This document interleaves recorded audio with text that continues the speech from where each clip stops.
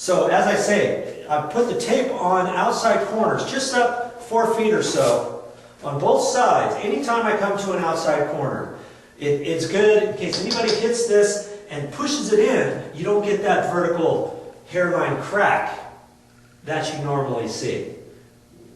Having the tape on there is a lot better. The only thing I could say is, if somebody hits it hard enough, I guess the paper tape could rip down, whereas the webbing tape is going to have a harder time to rip like that because you've got all the little webs in there. So for that reason alone, I like the webbing tape better. Now you've got a choice. Now you get to decide what you're going to do.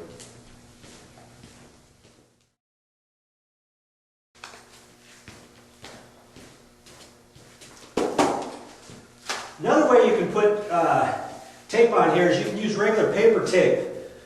We put webbing tape on this side, but I'm going to show you how to put paper tape on this side for the same reasons as what I told you before. But you've got to put mud on here, obviously, first. And you've got to put enough on. I'm just using a 3-inch knife. I could probably use a 4-inch or something like that, but just doing this.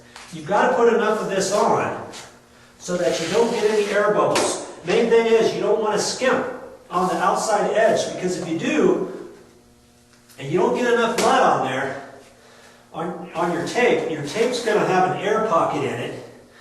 I even got to go over on the edge of the corner bead a little bit. You don't want to get any little air bubbles underneath your tape. If you do, it's never going to set down tight, right? And if you have that problem, you get all done with your job, you see a bubble, you can't just you can't just go over the top of it. You've got to actually cut it out.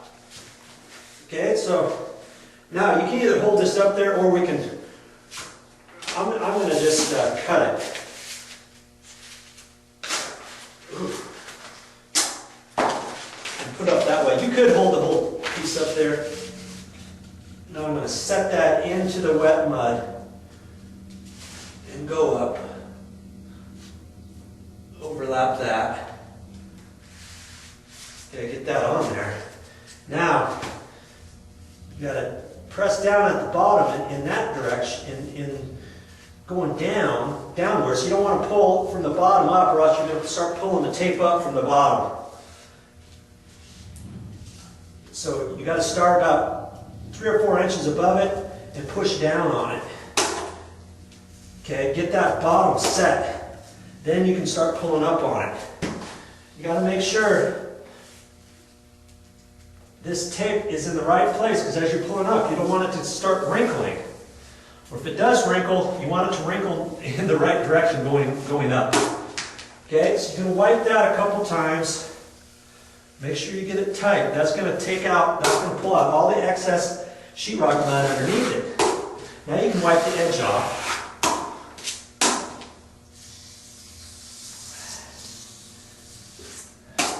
And there you go. Now just put a little bit more mud over the top of your tape, just to get it bonded in there.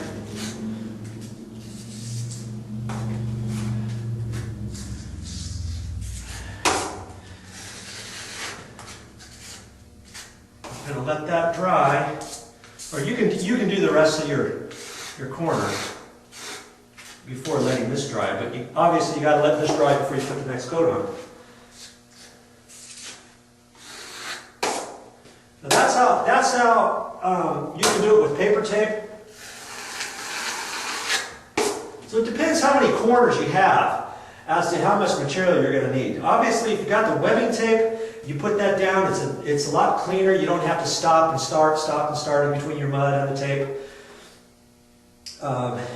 But if you've got a lot of corners, obviously you can use the tape. The tape comes in a bigger roll. The paper tape is cheaper, but I don't know. I just like the webbing tape.